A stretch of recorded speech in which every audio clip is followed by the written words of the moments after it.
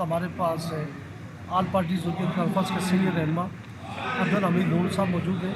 کل پورے پاکستان میں بشمول آزاد کشمیر یوم سیاہ بنایا جا رہا ہے۔ اس وقت مقبوضہ کشمیر میں بربریت، ظلم، دہشت جو اس وقت نئے کشمیر میں ڈھائے جا رہے ہیں، اس حوالے سے بات کرتے ہیں۔ عبدل حمید نور صاحب السلام علیکم۔ آپ اس وقت کرنٹ سچویشن کیا ہے اس وقت مقبوضہ کشمیر کی، اس میں کوئی بتائیں گے آپ؟ 27 اکتوبر 1947 کو بھارت نے ہماری سرزمین پہ قبضہ کیا اور ہم دنیا بھر میں سیاہ لائن کے دونوں جانب پاکستان میں اس دن کو یوم سیاہ کے طور پہ منا رہے ہیں۔ جہاں کشمیر کے اوپر غیر قانونی قبضہ ہوا، وہاں پر جنوسائیڈ ہوا، وہاں پر اس وقت تشدد ہے، مار داڑ ہے، قتل عام ہے۔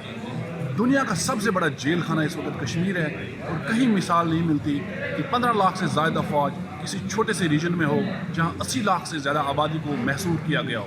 کشمیر میں اس وقت بنیادی حقوق سلب ہیں، وہاں پر ماورائے عدالت قتل ہو رہے ہیں، وہاں پر ایکسٹرا جوڈیشل کلنگز ہو رہی ہیں، وہاں پر سیکشولی ہماری خواتین کو ہراساں کیا جاتا ہے، وہاں پر کم عمر بچوں کو گرفتار کیا جاتا ہے۔ ہندوستان اس وقت وہاں پر جس طرح سے انسانی حقوق کی دھجیاں اڑا رہا ہے، یہ بین الاقوامی برادری کے لیے لمحہ فکریہ ہے۔ یہ انسانی حقوق کی تنظیموں کے لیے سوالیہ نشان ہے کہ جہاں 47 کے بعد بہت ساری ریاستیں آزاد ہوئیں، انہیں حق خود ارادیت ملا، انہیں آزادی ملی، لیکن دو ایسے کانفلکٹ زونز ہیں جو حق آزادی سے محروم ہیں، ایک کشمیر ہے، ایک فلسطین ہے۔ اور دونوں ریاستیں جہاں مسلمانوں کے اوپر تشدد، مارداڑ اور بربریت کے پہاڑ توڑ رہی ہیں، وہیں ہمارے حوصلے بھی بلند ہیں۔ ہم اپنی آزادی پہ کوئی کمپرومائز نہیں کرنے والے۔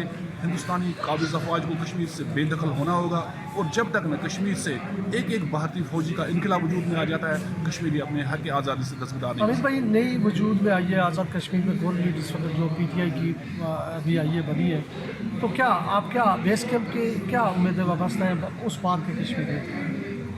جیسا کہ پاکستان کے 22 کروڑ عوام ہمارے پشتیبان ہیں، وہیں آزاد کشمیر کے لوگ بھی ہمارے ہمدرد ہیں، رفیق ہیں، پشتیبان ہیں، ہمارے محسن ہیں۔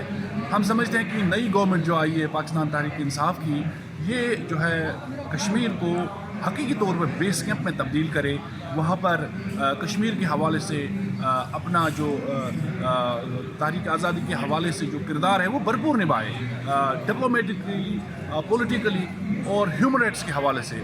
وہیں وہاں پر سیمینار اور کانفرنسز ہونے چاہیے، پارلیمنٹ کے اندر اور باہر بھی کشمیر پہ قراردادیں ہوں، مظاہرے ہوں، تاکہ دنیا کی توجہ دوسرے حصے کی طرف مبذول کرائی جائے جہاں 15 لاکھ سے زائد افواج ہے۔ میں سمجھتا ہوں کہ وہاں پر جو لیڈرشپ ہے وہ ضرور جو ہے کشمیر کے حوالے سے اپنی آواز بلند کرے گی، انٹرنیشنل لیول پہ بھی اور نیشنل